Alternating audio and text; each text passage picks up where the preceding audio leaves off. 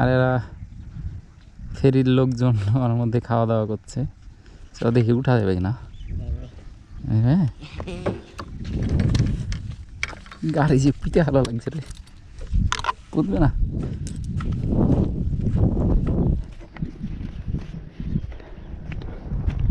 ওই দিক দিয়ে উঠতে হবে।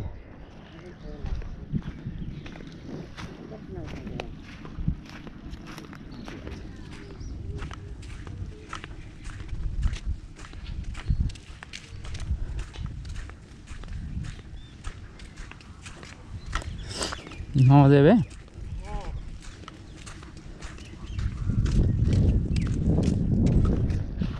স্লিপ না করে ভাই,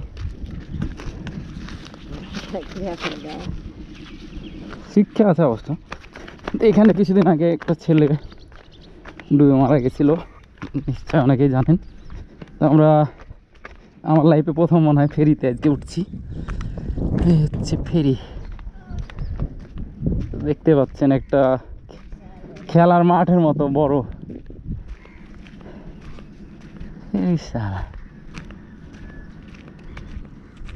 এই হচ্ছে আমাদের ফেরি। বর্তমানে যোধগোসায় 3টা এখানে দাঁড়ানো আছে।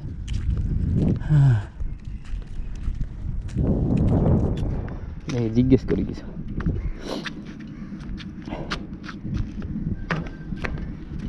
কে ফোন দিচ্ছে রে?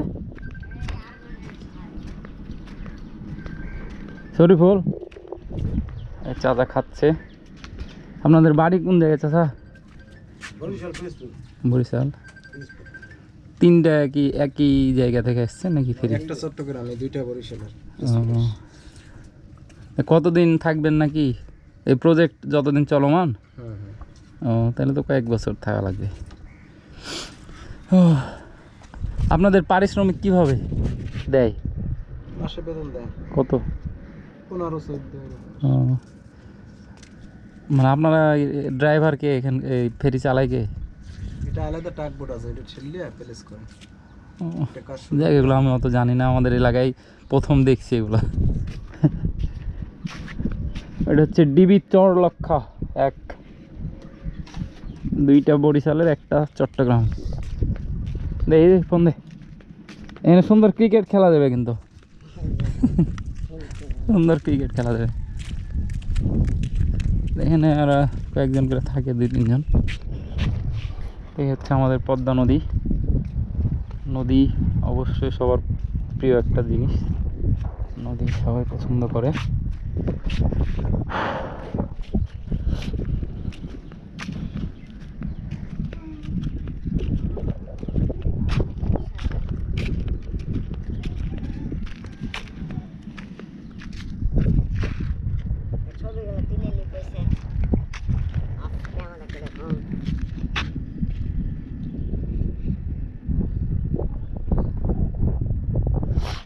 আয়,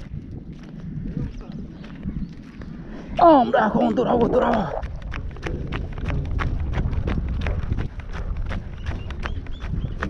এই হচ্ছে প্রথমবারের মতো ফেরিতে আমরা না উঠলাম।